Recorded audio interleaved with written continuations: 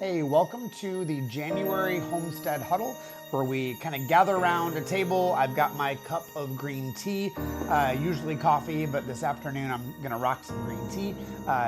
Gather around the table and talk about farming, talk about homesteading, talk about all the things that we are doing, should be doing, could be doing in the garden and around the homestead. Now, I know for a lot of folks, January feels like downtime.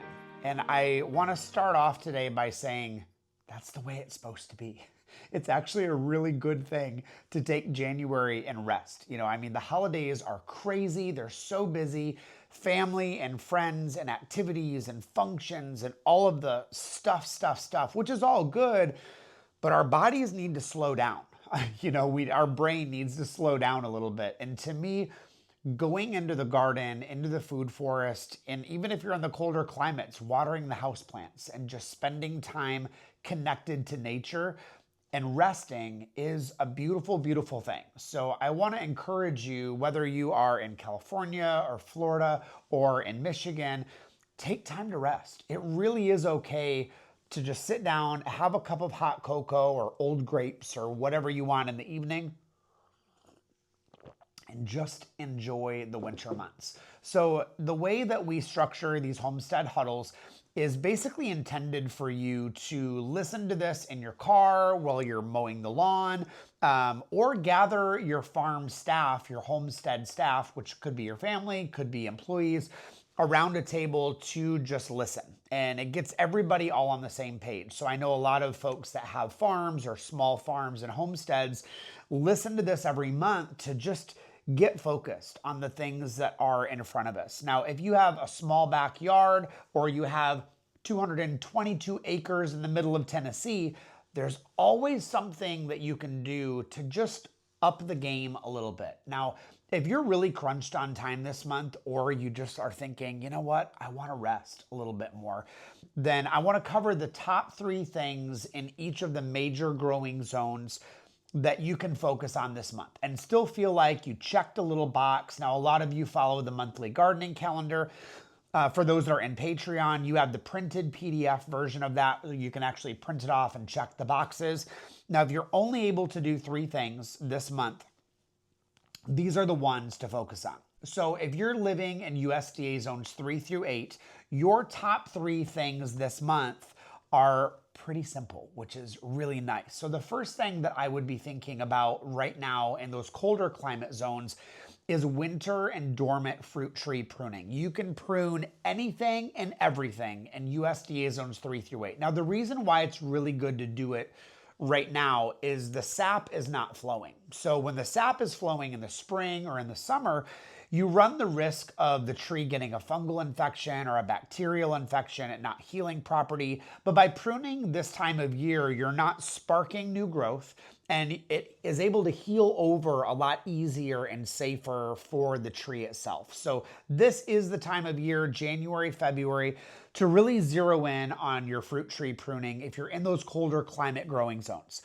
Now, the second thing that I would be focused on this month in the cold climate is seed ordering. And this is one of my favorite things. I love getting Baker Creek in the mail or those big old seed catalogs and just going through.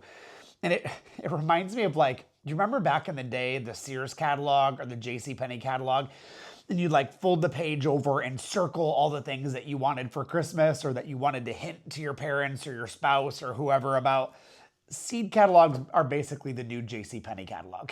So for me, it's like I love going through, even if I know I'm not going to order it, which I usually do anyway because you can't have enough seeds, I still circle things. I mark the pages, I fold the pages over. There's something about those paper seed catalogs that is just so fulfilling and so comforting. I love sitting in the morning and just sipping my coffee and just looking at all the things that I want to be planting. And somehow it just kind of warms things up, even when you're in those colder climate zones. It's nice to see the pictures of things that are green and lush and that are growing. So be focused on getting those seeds ordered or at least picking them out. You can even start doing dormant fruit tree planting. So if you're on foodforestnursery.com is one of my favorite websites. I'll put a link down there in the profile. I do get a small kickback from them, but I'm letting you know that on the front end. But also I plant their stuff myself because I really I like the varieties. I love getting things bare root that I can really, fine tune the planting process. And I know there's never been chemicals and that sort of thing used on them, that it's done organically. So I'll put a link to that in the description. Now, the third thing that I would be doing, so you're planting your winter or pruning winter trees, you're ordering your seeds. The third thing that I'd be doing is turning your compost piles in between, the freezing time. So when the ground starts to thaw a little bit, get in there with the pitchfork, the pitchfork, and turn the compost pile. Hopefully there's no pork in your compost pile. I'm not even going to edit that out because that was awesome. So turn your pork, turn your bacon, turn your compost piles whenever it is possible. So again, you're pruning your winter trees, you're ordering seeds and ordering trees that are dormant, and you're turning your compost piles when possible. Now, if you are in USDA zones 9 through 11, we are in full bore gardening season. So it is very, very different. We're not resting quite as much. I love being outside this time of year because I can wear layers. I'm not like sweating like crazy after 5 seconds because it's Florida. So we can really pace ourselves this time of year, which I really love and enjoy. So the three things I'd be focused on right now, first and foremost, annual vegetables. It is full on annual vegetable season. A lot of the radishes and the turnips, those winter crops are really ripening right now if you got them in the ground on time. And really January into February, it's time to start a few more rounds of nightshades in seed trays, indoors, or with your heat mats or whatever. You're not planting them in the garden yet. Wait until the end of February to do that. But start planting some more seeds for tomatoes, for peppers, for eggplants, those more warm season crops. It's a great time to start seeds in seed trays.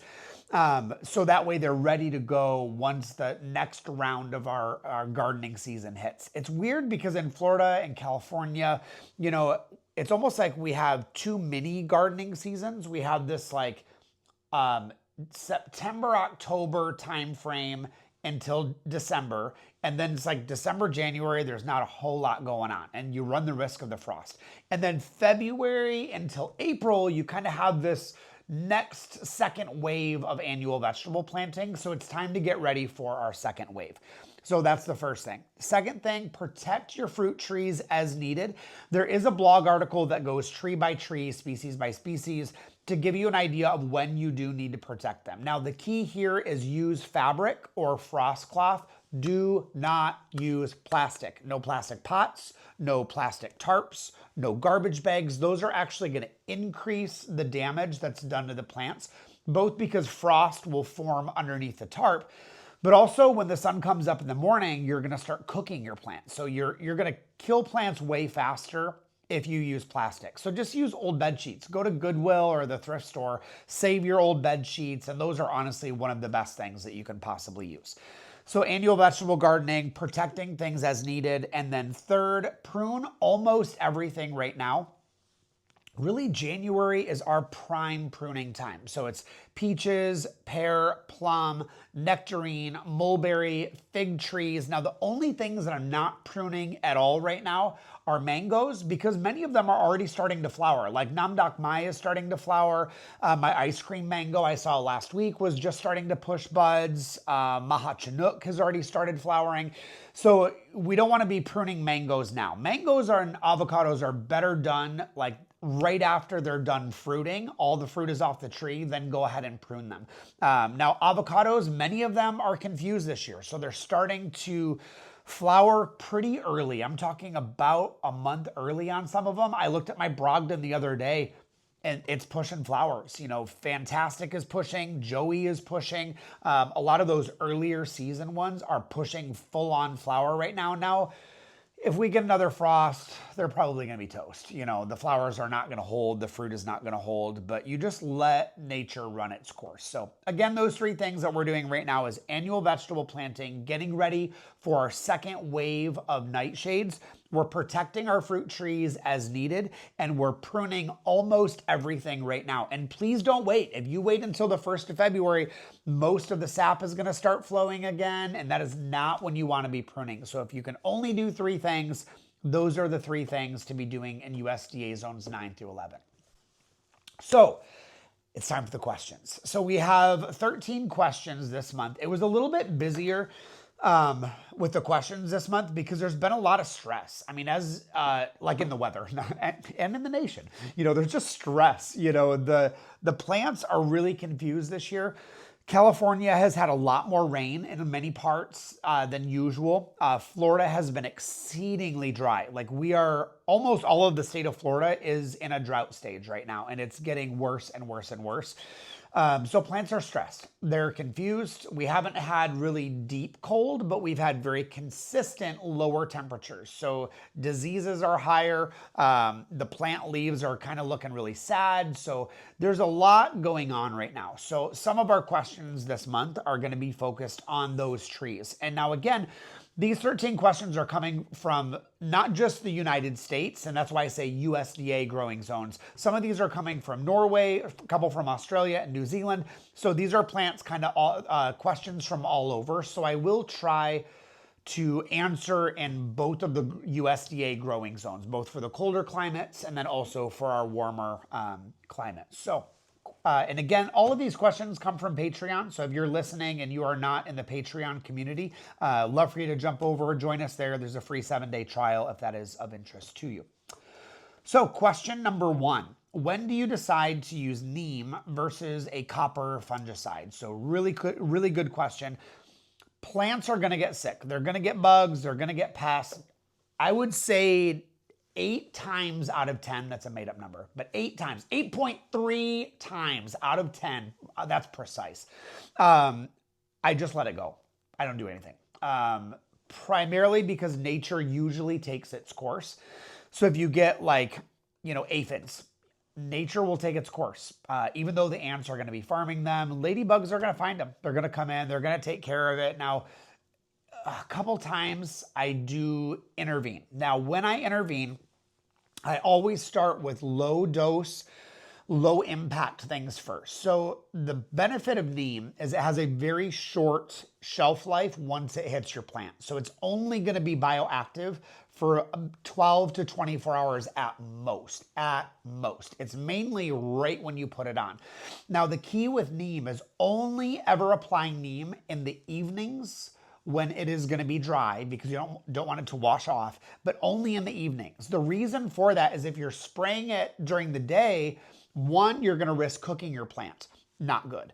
2, and I think most importantly, is you don't want to kill the insects. I don't want to be spraying that on bees or moths or butterflies because it's going to kill them. So I want to make sure that I'm spraying it at a time of day that is going to be very dry, that it can stay on the plant and do its thing overnight, but then also when the insects have all gone into their homes or into the beehives or whatever for the evening. So that is super, super key. Now, I almost always start with neem, basic H, and probiotics. Almost always. Probiotics is usually where I start. Then I'll do a very light, I'm talking like a 1/4 teaspoon of basic H per 2-gallon watering can or a 3-gallon sprayer. So not much at all.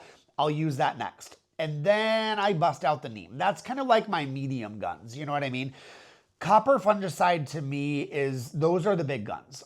I save that for things that are really, really bad. Like if you've got powdery mildew that you cannot get under control, or a really bad fungal issue, that's usually when I'm going to get out a copper spray because that is systemic. It's going to absorb into the plant. And I don't really want to be spraying copper on things that I'm going to be ingesting later on anyway. So I only use copper if it's really, really bad. I think I've only used copper maybe once in the last 2 or 3 years because it's just usually not needed. Usually once you use probiotics, you don't really have the issues. Now, I had literally, what did I have this year? On my roselle, I had powdery mildew for the first time ever. I never get powdery mildew on roselle. I went back to Michigan for the holidays. Happened while I was gone, and I was like, well, crud. But usually when you use probiotics, you don't have a lot of other issues. Like when I was in Kansas City, I never had powdery mildew or sooty mold or white fly. The plants were healthy, so I just didn't really have the issues. So when you use those, the second part of this question is, do you need to defoliate? I would say the only time you need to defoliate is when the leaves are really, really bad and you know they are not going to repair themselves. Let me show you an example. So these 3 leaves here are from different types of hibiscus. Now this time of year, hibiscus is just going to defoliate anyway, for the most part. And this is true in Texas, it's true in California, it's true here in Florida. So on these ones here, this is an example of like a fertilizer burn that has burned the tips of the leaves, and the plant is super weak, so these leaves are just falling off. When the plant starts losing the green and the chlorophyll, it's pushing that energy back into the plant. Now, this is normal on almost all hibiscus this time of year, to lose the older leaves to give you a fresh green growth. And so even when they get spotted and nasty like this, now is this a fungal issue that's going on or a virus within the plant? Yeah, probably, but the plant is pushing the leaves off anyway. The very base of the stems are starting to turn brown, and literally I just walked up to the plant and the leaf just fell off as I like applied very little pressure. Now in that case, if you just shake the plant, the leaves are all gonna fall off anyway, and that's totally fine. Now, do you need to defoliate when you have fungal issues or bacterial issues? Most of the time, no, but when the leaves start to look like this, they're not gonna repair themselves. So aesthetically, yes, you can defoliate, and that defoliation really does help increase the new flush of leaves that are going to be stronger, they're going to be healthier. I had a ficus this year, a fussy ficus that I had to do that with. I defoliated the tree and it came back great. You know, the leaves are already starting to push. So I only defoliate when it's absolutely necessary. And then almost always when I defoliate, I snip the tips of all of the branches so it stimulates the growth further down on the plant, because I don't want to have long, lanky plants when the new growth comes in. I like them to be a lot fuller. So question number 2, how do you care for a struggling citrus tree? First and foremost, citrus are going to struggle. All citrus, especially in the state of Florida, they are going to get greening and they're going to die. I'm sorry, I know that sounds horrible, but it's just true. All citrus are going to get greening disease. It is not something that can be stopped by chemicals or by sprays. Now you can stave it off for a long time. I personally think that you can actually heal it, but that's a whole other conversation. But if a citrus tree is struggling, first of all, just know what is it struggling with. Now, if the leaves are green and they have little spots of yellow that are asymmetrical, it's probably greening. Just let the tree run its course. Typically speaking for citrus, I always spray probiotics like once a month on all citrus trees because it makes a huge difference on staving off the greening for a much, much longer time. Second thing with citrus is Epsom salts. They really respond well to applying Epsom salts, and you can just apply that on a mature citrus tree, about 1 cup of Epsom salts all the way around the drip line of the tree. And that's really gonna help spark things back into life, help treat chlorosis of the leaves. So those are my first 2 things. Now, as far as fertilizing, generally speaking, March, June, September is when we fertilize our citrus trees. You wanna use a more acidic or citrus specific fertilizer because they love the more acidic soil. Personally, I use Espoma Organics Citrus Tone is the one that I use myself. Question number 3, carambola is struggling. So starfruit or carambola, they don't like the cold. So when we get these cooler temperatures in the evening, they just get real fussy. Now, a lot of the carambola are fruiting right now. So if your carambola is fruiting, you're not going to be in fertilization mode on it. So the first thing that I would do, my first line of defense, is going to be a probiotic spray for sure. Just it gives it that immunity boost. It's going to help it out a little bit. Second thing that I would do is give it a little bit of azomite because it's high silica, high mineral. That's going to really help that root system take up the nutrients that it needs. I'm not going to be applying any fertilizer until the end of February on carambolas, but you can still do the azomite and you can definitely do the probiotic spray. Get a little sip of my tea. Question number 4. In zone 10B, when is a good time to spray BioAg? Anytime. BioAg is my probiotic of choice. And really in 10B, especially this year, you guys have been really, really dry in South Florida, really, really dry. So it's a really great thing just to give those leaves that boost, give them a little bit of moisture. I would even maybe mix into the BioAg a little bit of molasses, because that really helps with the nutrient uptake and it feeds the probiotics as well on the leaves. Now, the cool thing with things like BioAg and the probiotics, every time it rains or you get a heavy dew, it reactivates them and the plant can absorb it even better. So this time of year, really a good time to apply BioAg. I typically do almost once a month with BioAg in general on almost all of my fruit trees, berry bushes, and nut trees during the growing season. Question number 5. Is there a way that we can both use the Mexican sunflower as chop and drop, but also see the flowers? Not really. The goal with Mexican sunflower is really not the blooms. The goal with Mexican sunflower is the process of nitrification, where it's repairing atmospheric nitrogen in the soil, even though it's not a bean, pea, or legume. But really building that soil structure. And the key with Mexican sunflower, it should never get woody. If your Mexican sunflower is turning brown on the stem, you waited too long. It needed to have been chopped and dropped when it's still, the stem is in the green stage. If it gets woody, you're probably gonna have to run it through a chipper first, because it's gonna root in the ground. But primarily, if you love the blooms on Mexican sunflower, the Tithionia diversifolia, and you want to see the blooms, maybe leave 1 or 2 stems that you know are just gonna be your bloomers and then cut everything else off. Your other option is there's another variety of Mexican sunflower, the Tithionia rotundifolia. It's gonna be a shorter plant. The blooms are, so it's gonna be about 3 feet tall. The blooms are going to be a really dark orange instead of the yellow, but you can still enjoy those. Now, that one is a self-seeder. So that one, if you let it go to flower and it dries, those seeds can spread in the garden. So the diversifolia, you reproduce by cuttings, not by seeds. And then rotundifolia is seeds, not by cuttings. Question number 6. Any plant suggestions for high cholesterol or general heart health? Really good question. First, longevity spinach. Longevity spinach is really good at normalizing blood cholesterol levels. It doesn't raise it or lower it. It just brings it back into homeostasis.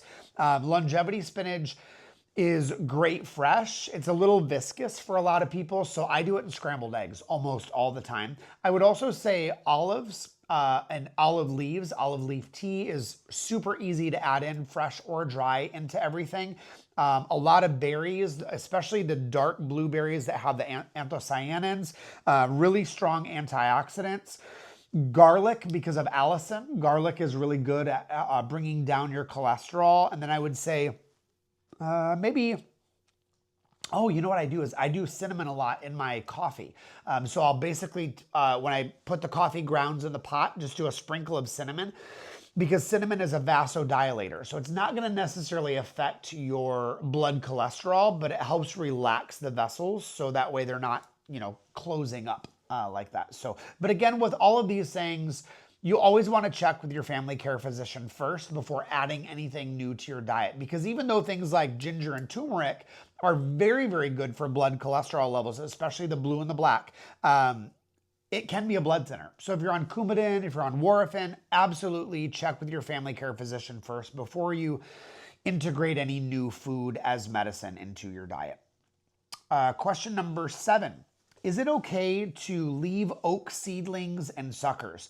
Yeah, if you want more oak trees. When they get bigger, they really take up a lot of nutrients, and they're going to compete with a lot of the other things in the yard. For whatever reason, a lot of the Florida oaks, there's a couple varieties, they love sending out suckers, and they're just a pain in the butt. So weed whack them when they're young. When they start getting bigger and woodier, they're a lot harder to get under control. But not all oak trees do that. Like a lot of live oaks don't do it. Swamp oaks and water oaks, now they will send out those suckers. And honestly, I just cut the trees down a lot of times, because I'd rather have a live oak or a Shumard oak or something that's not going to be sending out suckers all over the place. So if you've got one of those bad guys that sends out the suckers, consider a replacement on that one, maybe. Question number 8. How do we determine how much to water in the winter? Really good question. Now, if you're in the north, don't. USDA zones 3 through 8, you don't need to water at all. 9 through 11, only a little bit as needed. The best way to identify when you need to water is when the leaves on the trees start to faint or the plants start to faint a little bit. That's okay midday. Now, in the morning, if they've still like wilted and are fainting a little bit, then they need water. It's time to water. Now, in the winter, I really almost never water. This winter is different because it's a drought. Now, if the trees are fully dormant, so think mulberries, peach, pear, plum, nectarine, don't water them at all. Even when it's super, super dry, if there's no leaves, don't water your fig when it has no leaves because there's no point. It's not sucking up the water and putting them into the leaves. The plant is sleeping. So if any of your trees are dormant, don't water them at all. Things like avocado or mango or citrus, if the leaves start to brown a little bit or the leaves on bamboo start to curl, that's okay midday, but in the morning, if they're still curled, it's time to water. Now, if you're using a sprinkler system, the general rule of thumb is that in sandier soils like Florida, Texas, California, watering 1 inch of water will go down 1 foot deep in the soil. So 1 inch of water will go down 1 foot deep in the soil. It takes about an hour and a half to 2 hours to get a full solid inch of water. So that's about how long I leave a sprinkler on, is about an hour and a half in an area. It depends on your water pressure, but about an hour and a half in an area to fully saturate. And again, I haven't watered anything in the ground yet this winter. I am getting ready this week because of the drought to water some of my hibiscus. Some of the bamboo does need a little bit of water, but pretty much I'm still not watering anything. So unless I see those leaves really fainting. Question number 9, how do you help the plants during a drought? Water, first. Second, probiotics are going to be a super big help because it strengthens the immune system of your plants, the overall health. And then I would also make sure you have your soil covered because keeping that soil covered is going to help protect the microbiome in your soil. When the soil dries out like that, it doesn't just kill the plant, it really damages the microbes in the soil. Earthworms have to go really deep. So make sure that you're mulching with whatever you got. It could be vetiver grass. This is a great time of year to be cutting vetiver, cut back your, what's the other one? Napier grass, my brain farted. So vetiver grass, Napier grass, Fakahatchee grass, any of those grasses, chop and drop, chop and drop, chop and drop. Most of the Mexican sunflower is pretty dormant right now. Some of them are doing a little bit, but not a whole lot. But I would definitely make sure your soil is covered. Question number 10. How do I keep track of what I grow year to year? I'm a spreadsheet guy. I like spreadsheets for 2 reasons. One, they're really pretty. That's really the main reason, but I'm joking. But really, they're searchable. So I can type in a keyword in the search bar and it finds it. I do love a good ledger. If you know me, I've always got one of these like black $10 Art Smith art books. They're literally like $10 at Joann Fabrics or Michaels or whatever. I've always got one of these and I'm constantly writing, drawing, sketching, whatever. That's more like my brainstorming mode, but almost everything that I do that I want to reference, I do in spreadsheets. I think the garden books are a little overrated. They're pretty pricey for what they are when you could just use a blank notebook. But for me, a spreadsheet is very good for, the searchability. Plus people like to see your stuff a lot, so you could always email a spreadsheet versus taking pictures of your binder is kind of weird. But yeah, I'm a big spreadsheet guy. Mulberries especially. Question number 11. What should we do if some of our trees are flowering too early? It's been a weird year. I was looking at some of my peach trees last week and I'm like, why are you flowering? You are literally 6 weeks early, 4 weeks early. It's so random that they're flowering right now. Now, do I think they're actually going to produce fruit? Probably not. Is the fruit going to hold? Probably not. The flowers are probably going to get toasted, but let nature run its course. God is smart. It's like he knows what he's doing. Nature has done this before. So I would say just let things take its course. Enjoy it. Some things are actually starting to fruit, like my Chiang Mai 60, mulberry is fruiting right now. My dwarf Thai red is fruiting right now. Dwarf Shah Reza is it's pushing buds, getting ready to fruit. Some of the mulberries are still totally sleeping, like my Mystic, my Superberry, all of the native mulberries, Tice, they're all still sleeping. Rachel's still sleeping, but a couple of them, they're really starting to fruit already. Is it weird? Yeah, but I'm going to eat them mulberries. I'm going to enjoy it, so I wouldn't worry about picking flowers off or telling it to go back to bed. Just let it kind of take its course. Question number 12, is it safe to prune in January? Absolutely yes, especially if you're in USDA zones 3 through 8.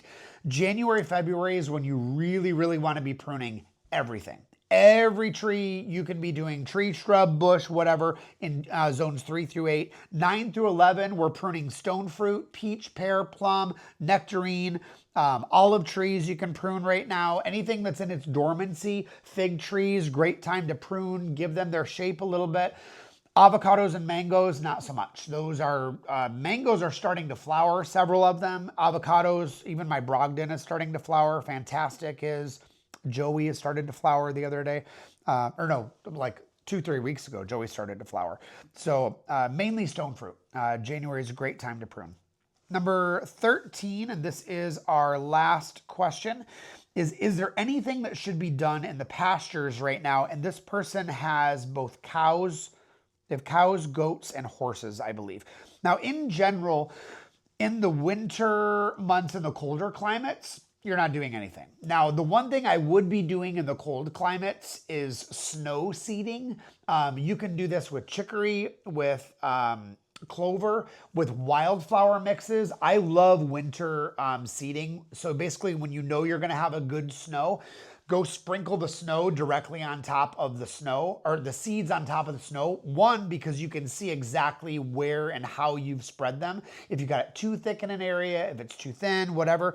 But as the snow melts, it puts it down into the soil and it waters the seeds and lets them get kind of worked into the soil a little bit. So great time to do winter wildflower seeding. Now in the warmer zones, right now is a great time to spot seed. So drive around the pasture, walk around the pasture, bring a bucket of seed with you. Think winter rye, which does not repair nitrogen, but winter rye does help sequester it. So it's a little bit different.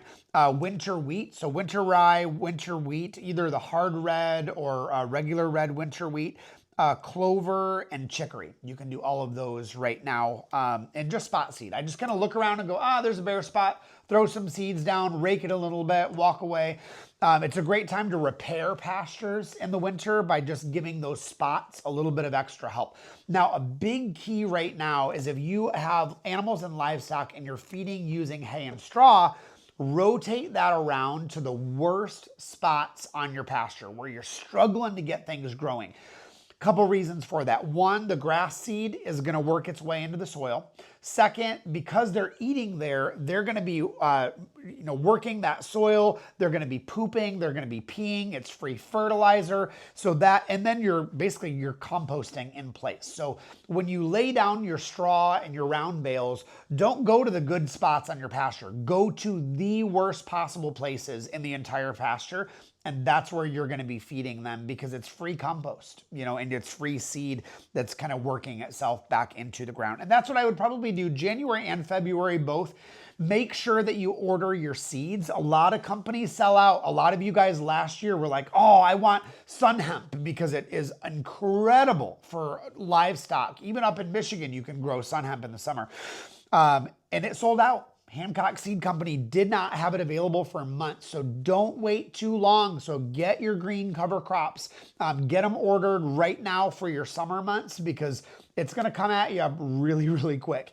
Starting in March, April, you can start planting some of those really good field pasture mixes. I almost never do a single seed in a pasture. It's more like, why would I do that when I can have 5 or 15 different varieties of something?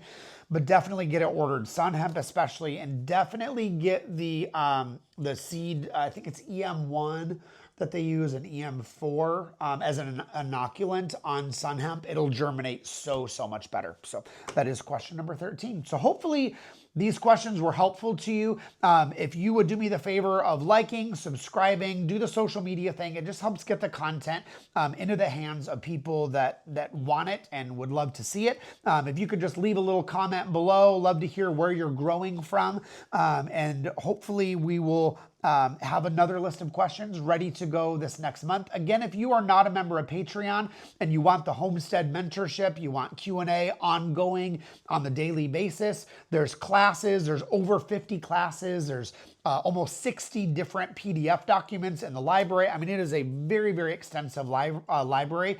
Try it out for 7 days. It's free. Why not? Just binge watch, do what you can, cancel it whenever you want. But we'd love to have you join us there in the Patreon community. So as always, feel free to let me know if you have any follow-up questions there in the comments. Have fun, and I will see you in the garden.